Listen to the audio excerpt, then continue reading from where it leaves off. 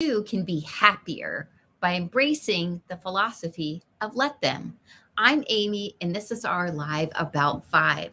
And what I'm talking about is really just a new way of referring to minding your own business.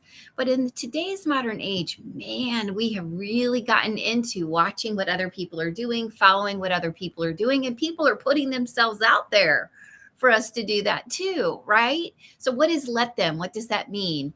The best example I can give you is I want you to think about a friend that you really do love, that you like getting together with, that you enjoy, but that you always complain about to your spouse, to your parent, to your friend when they're not around because they are always late, because they are always asking you to do something, because they are spending money and then complaining they don't have money, because they complain about needing to lose weight and then have 5 pieces of cake. That might have been me on my birthday, right? There's somebody that just came to your mind. And here is the trick: as long as what they are doing does not truly harm them or anyone else, let them, right? Let them be late. Let them be in debt. Let them be overweight. Let them, because it's really not up to us. We can't control anybody else. Let me say that again for the people in the back. We cannot control anybody else. Let's face it, a lot of the times we have enough trouble controlling ourselves. And so I want to encourage you, when you start to feel judgment or you start to feel frustration, to think of this, because it's a great way to be happier really quickly. Because when you release that, right? Let's think about politics. I know it's a hot word, but let them, right? You can choose not to vote for them. You can choose to vote for them.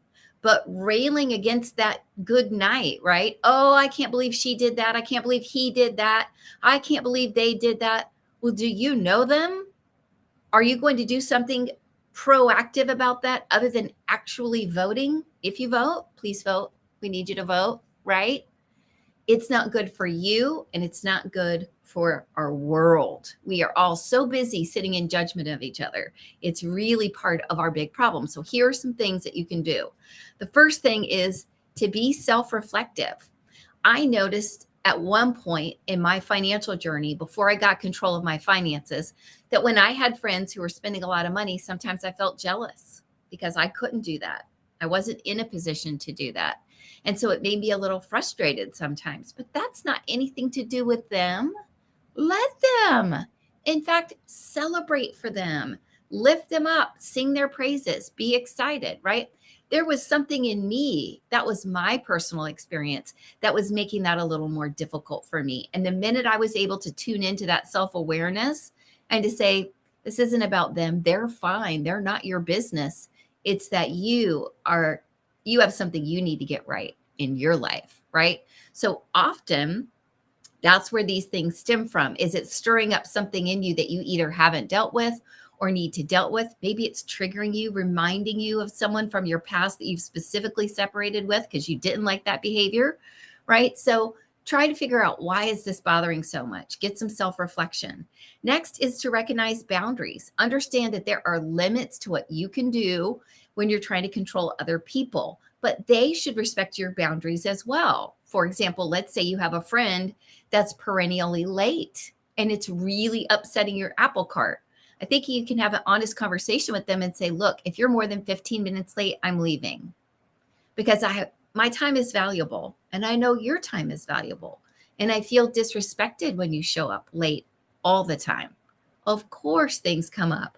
Of course, sometimes people are late, but I think we're close enough that I can say to you, your lateness really hurts my feelings. And I'm not sure you can change that. So I'm creating a boundary. I'm not asking you to change. I'm telling you, if I wait more than 15 minutes, I'm going to need to leave for myself, right? That's setting a boundary. Next would be empathetic and understanding, right? So somebody likes to eat out a lot. Who cares? Doesn't hurt me. So somebody just, is overwhelmed and running late all the time. Maybe be thoughtful of them and be like, I know why they're running late all the time.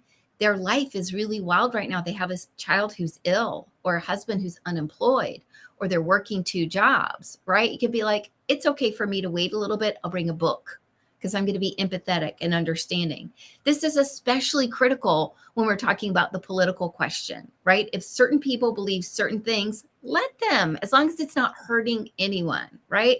As long as it's not, I think it's really important that we kill everybody with brown hair. That's not okay. You can't say that. Don't say that, right? But if they say, I really prefer a candidate who is a little more professional and who dresses a certain way to a candidate that's a little more casual, let them. Who cares? Right? It's their idea, it's their opinion. It's okay. And it's not for you to control. Now, can you have a nice dialogue about it? You're kidding me. You really care how somebody dresses compared to how they actually lead? I'm interested. Tell me more about that. Why do you feel that way?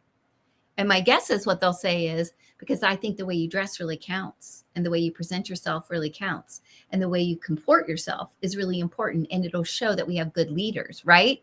It may not actually be about what the people are wearing. And when you're curious, when you ask questions, when you dig a little bit deeper, maybe you actually agree with them at the end of the day. But being able to be empathetic is what we all need to do more of, right? Next is going to be to focus on what you can control. And I think in that case, redirecting your energy away from always talking about other people or what they're doing or what they're thinking and putting it towards your goals, your life, your health, your business. That's when you become seriously freaking dangerous because you're focused on the prize. You're not wasting your time scrolling. You're not wasting your time judging. You're focused on bringing it. And that is when you're going to see a shift. If you have been stuck and you're feeling like, Amy, I've been trying to level up for 5 years in this network marketing world. What am I doing wrong? Shift the focus to you. Stop blaming your upline. Stop blaming people who say they want to get in shape and don't. Stop blaming people who won't call you back. It's all here. It's you. What are your strategies? How are you going to redirect that energy? And I'm telling you, you will rank up in no time. And then I would say you need to, last but not least, stay in your lane. I'll be honest, a lot of the times I'm not giving opinions about things because I don't know enough to do that. I am not an expert on a ton of stuff.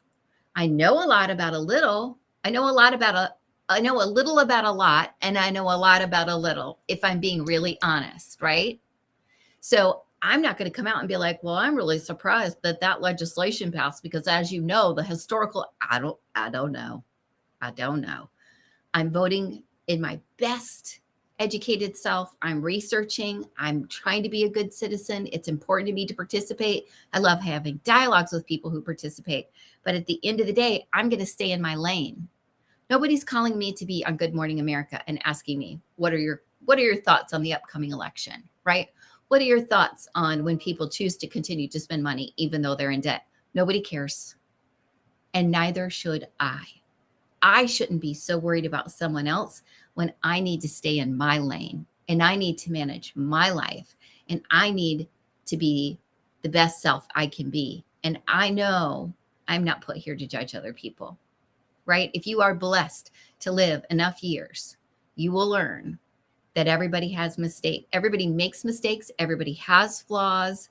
And just staying in your own lane can be really powerful. So that's what I'm going to invite you to do. The next time you start getting really wound up, like here we are, they made the reservation, at a great local restaurant, and they said to be there at 6, but I bet you they won't be. Order an appetizer, get a good old fashioned. They've got a great one they make with bullet, and relax and enjoy your evening because you're staying in your lane. I hope this has been helpful. I hope let them is a philosophy that you can adopt that will help you both in your business and your financial life, because I'm here to help you take control of your finances and take control of your health. So I can't wait to see you back here tomorrow, live around 5, and I hope you have an amazing